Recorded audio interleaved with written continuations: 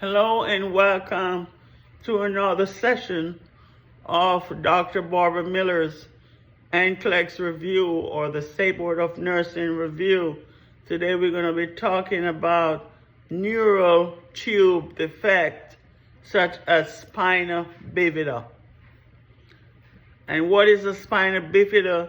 It's failure of the osseous spine to close. Okay, neural tube defect are present at birth and it may not be visible. Spina bifida occulta is protruding sac is not visible. If you try to poke your finger in, it will not penetrate. Spina bifida cystica protruding sac is visible. Okay, so spina bifida cystica protruding sac is visible where you have your mengiocele and your myelomengocele. Your mengiocele, sorry for a better pronunciation, the sac contains spinal fluid and meninges. And myelomengocele includes the spinal fluid, the meninges, and the nerves. Just remember, patient with myelomengocele, they will have paralysis, no matter what type of surgery, because the nerve is already damaged. So what are the contributing factors to spina bifida? Maternal factors, medications, substance taken during pregnancy, malnourished, insufficient intake of folic acid during pregnancy, exposure to radiation or chemical during pregnancy. And also it could have genetic components. Okay? What are the expected findings for spina bifida occulta? Dimpling in the lumbar sacral area, port wine angioma, dark tufts of hair, and subcutaneous lipoma.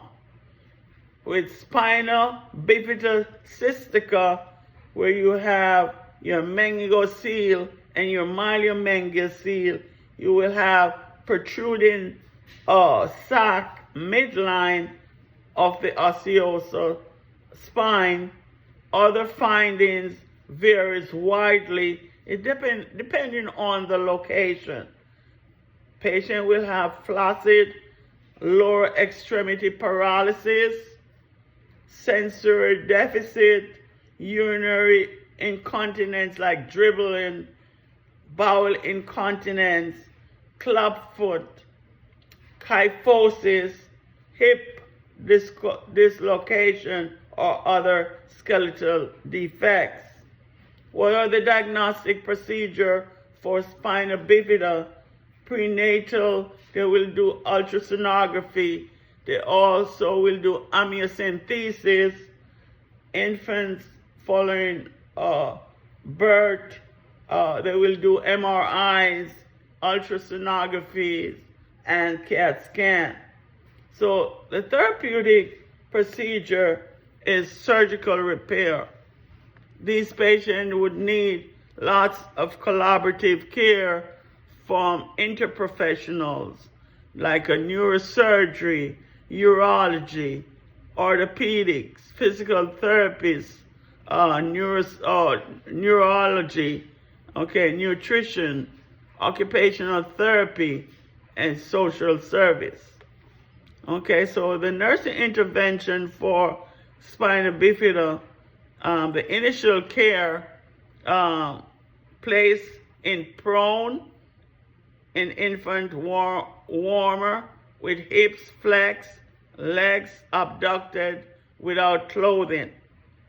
You want to place a sterile, moist, non-adhering dressing with 0.9% sodium chloride to sac to change Q2 hours.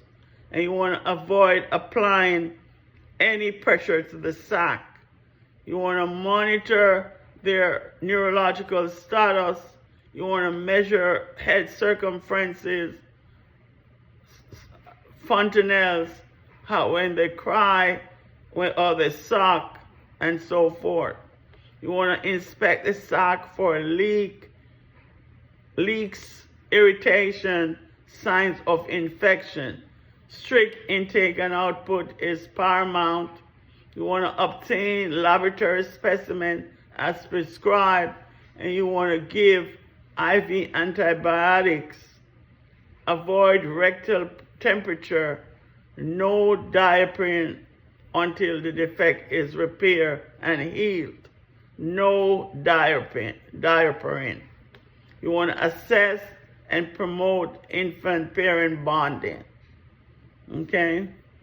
Prepare infant and family for surgical procedure. Okay, so post-operatively, you want to maintain in a prone position. Don't forget that, prone position. So thank you for watching this short video on spina bifida. Okay, hope it helps in the preparation of your nursing examination. Please like, share, and subscribe to the channel to help it grow. Thank you for watching.